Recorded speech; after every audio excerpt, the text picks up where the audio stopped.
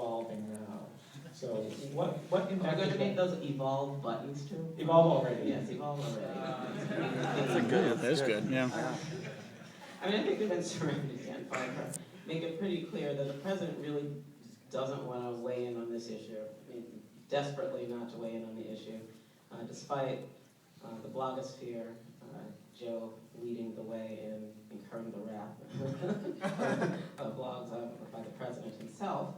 I think they want this to go away. I mean, and I think that given that my state will be hosting the Democratic National Convention, and we will possibly have a state amendment on the ballot, you really can't avoid this issue very long.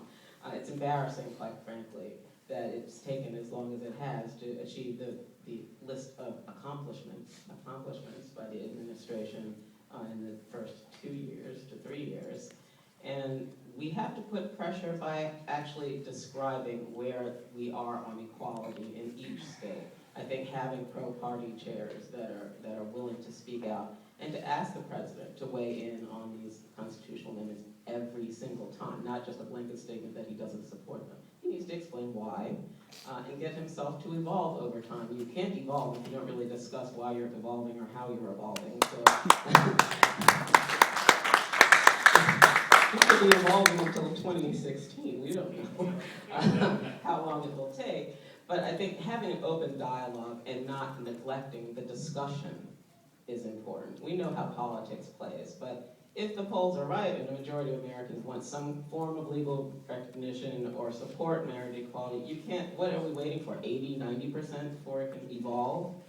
That's really unacceptable.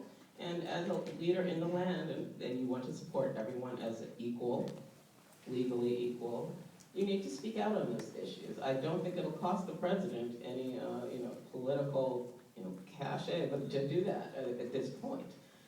I even think that having spent a little time over at the Right online conference across the way today, and I was credentialed, they didn't come up. I think that they don't really want to discuss it either. These are the hardcore conservatives who are not particularly interested in social issues, but I think they know this is not where they want to take their argument. So you have to ask yourself, what is the president waiting for? I think that it's the people who are not going to vote for him would never vote for him if he said anything about marriage or marriage equality. I think